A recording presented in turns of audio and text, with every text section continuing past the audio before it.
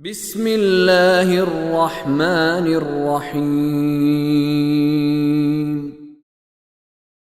فی الدنیا والآخرہ ویسألونک عن الیتامی قل اصلاح لهم خیر وإن تخالطوهم فإخوانکم فاللہ یعلم المفسد من المصلح ولو شاء اللہ لأعنتکم ان اللہ عزیز حکیم۔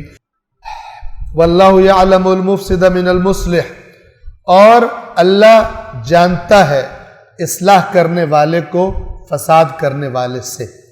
اللہ کو بہتر پتہ ہے کہ تم جو یتیم کر رہے ہو اور یتیموں کے لیے مثلا کہہ رہے ہو میں یتیموں کے لیے یہ اکٹھا کروں، تو اللہ کو پتہ ہے تم کس لیے کر رہے ہو، یتیموں کے لیے کر رہے ہو یا خود پیٹ بھرنے کے لیے کر رہے ہو۔ اور جو تم یتیموں کے اتنے کفیل بنے ہوئے ان پہ ظلم کرتے ہو یا واقعاً ان کا خیال رکھتے ہو، اللہ کو پتہ ہے۔ لہٰذا جن کی نیت صحیح ہے وہ یتیموں کا خیال رکھیں، اور جو بے ایمان ہے وہ اوپر سے جتنے بھی میک اپ کر لیں، اللہ کو پتہ ہے کہ انہوں نے یتیموں کے ساتھ کیا سلوک کیا ہے۔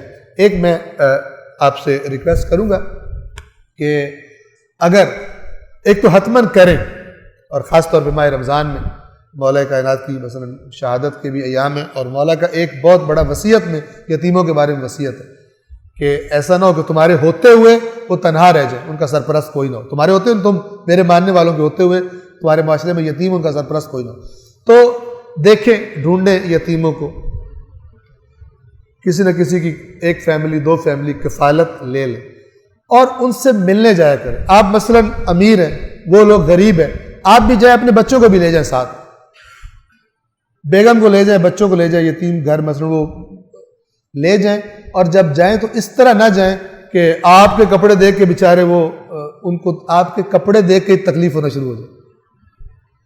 کوشش کریں کہ ہر وہ کام جس کو دیکھ کے بیچارہ جس کے پاس نہیں ہے اس کو تکلیف ہوتی ہے، تو بچے تو بڑے نہیں ہوتے، سمجھدار نہیں ہوتے، کوشش کریں کہ کوئی ایسا کام نہ کریں کہ آپ کا وہ دیکھ کر، آپ کے پاس وہ چیز دیکھ کر آپ تو نیک نیتی سے گئے لیکن توجہ نہیں ہوتی، تو بچے جو بیچارے وہ دیکھ کے تکلیف ہوتے کہ کتنے ان کے پاس زیادہ چیزیں فلان ہیں۔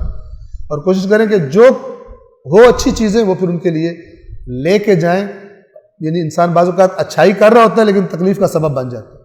اچھائی بھی کریں، مطلب یتیم کی ہیلپ کرنے گئے، کوئی سنا کہ یتیم کی ہیلپ بہت اچھی بات ہوتی ہے، اور وہ بچہ بھاگ کے چیز ہاتھ میں دیکھ کے آنے لگا تو کہتے ہیں بیٹا دور ہی رہنا، دور رہنا، وہ گندا ہے، مثلا اس کے کپڑے گندے ہیں تو میرے قریب مت آنا، تو یہ اللہ کو پسند نہیں ہے۔ کوئی نہیں، تھوڑی دیر گندے ہو گئے کپڑے، کچھ نہیں، آپ جا کے پھر، لیکن اس کو کہنا کہ دور ہی رہو، دور ہی رہو، تو یہ اچھی بات نہیں۔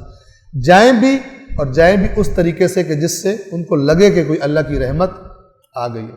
وہ ایک واقعہ میں نے پڑھا تھا، آپ نے پڑھا ہوگا، سنا بھی ہوگا، کہ ایک بیچارہ غریب سا بچہ جو پالش کرتے ہیں وہ بیٹھا ہوا تھا فٹ پاتھ پہ، کپڑے پھٹے ہوئے، تو سخت گرمی تھی اور بھوکا تھا، تو ایک کوئی خاتون گزر رہی تھی، اس نے دیکھا اور اس کی حالت دیکھی، اس کے لیے مثلا اچھا کولڈ ڈرنک اور کھانا لے کے آ گئی اس کو۔ تو اس بچے نے اس سے خاتون سے پوچھا کہ آپ اللہ تعالیٰ ہیں؟ تو اس نے کہا کہ نہیں میں اللہ تعالیٰ نہیں ہوں، میں تو اللہ کا بندہ ہوں۔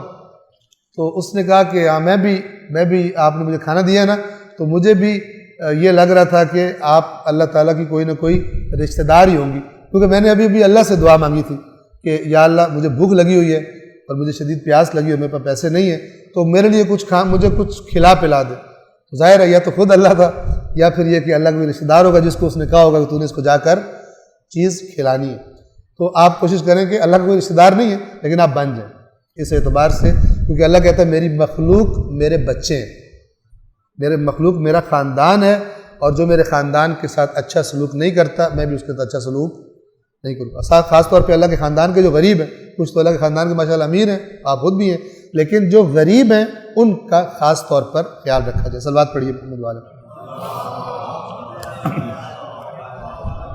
اگر تم ان سے مل جل کر رہو تو کوئی مذائقہ نہیں، وہ تمہارے بھائی ہیں، اور اللہ خوب جانتا ہے فساد کرنے والا کون ہے اور اصلاح کرنے والا کون ہے، اور اگر اللہ چاہتا تو تمہیں تکلیف میں ڈال دیتا۔ یعنی یتیموں کے بارے میں مثلا اور سخت قسم کے احکام دے دیتے، لیکن تم ان کے ساتھ مل کے رہو۔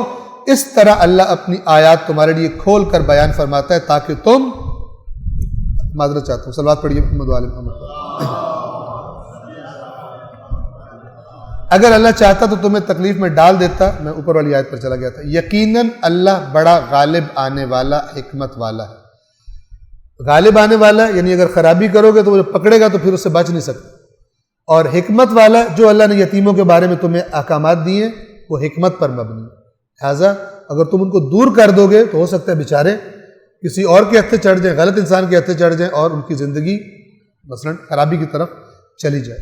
صدق اللہ العلی العظیم.